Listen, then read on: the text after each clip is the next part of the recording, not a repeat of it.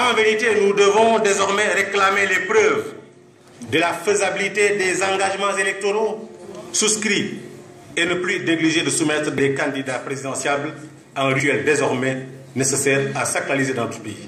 Un débat contradictoire.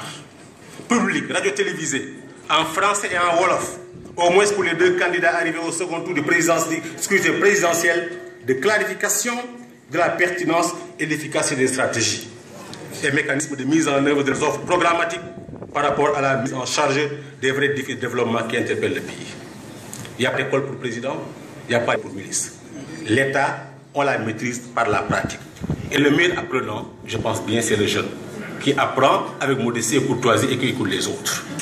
Ali, vous l'avez dit, tous ceux qui veulent être président du Sénégal, je vous demande, vos patriotes, de regarder qui sont-ils, quels sont leurs parcours, leurs valeurs, leurs diplômes, leur connaissance du pays et ce qu'ils ont fait pour eux, chez eux, dans ce pays, dans tous les départements, dans toutes les communes.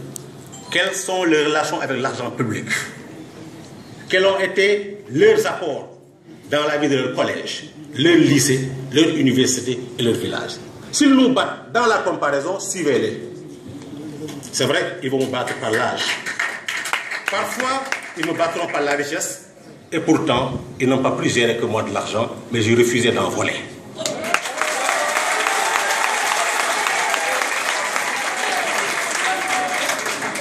Pendant une décennie, investi dans la coopérative Abdoulaye Wade, j'ai occupé des fonctions ministérielles et pas des moindres, avec des budgets de plusieurs centaines de milliards.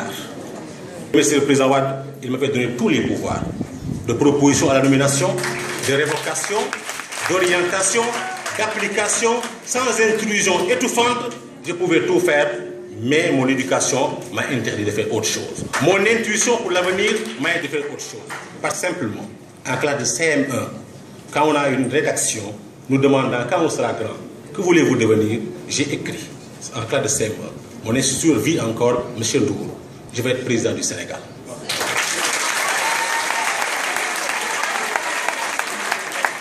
Ce n'est pas une fixation, ce n'est pas une maladie comme en souffre un autre que vous connaissez. C'est parce que l'environnement hostile dans lequel je suis né et j'ai grandi, dans un pays qui n'avait combien qu'un seul plus de 40 mètres, m'a révulsé. Il me faut chercher les moyens de combattre cette pauvreté et de combattre ces inégalités. C'est ça ma motivation, c'est ça mon mobile, c'est ça mon combat.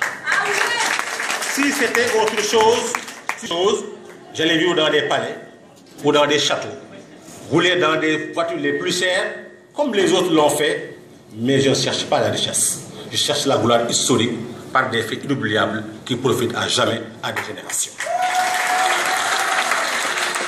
Voilà pourquoi je suis favorable à ce que vous disposiez totalement du droit de contrôle et de l'exercice et de l'exercer au-delà des offres politiques et programmatiques afin de mettre à rude épreuve, de discuter et de vérifier la crédibilité, l'intégrité, la moralité, l'amour de la patrie, les parcours académiques et professionnels des aspirants au pouvoir sollicitant votre confiance.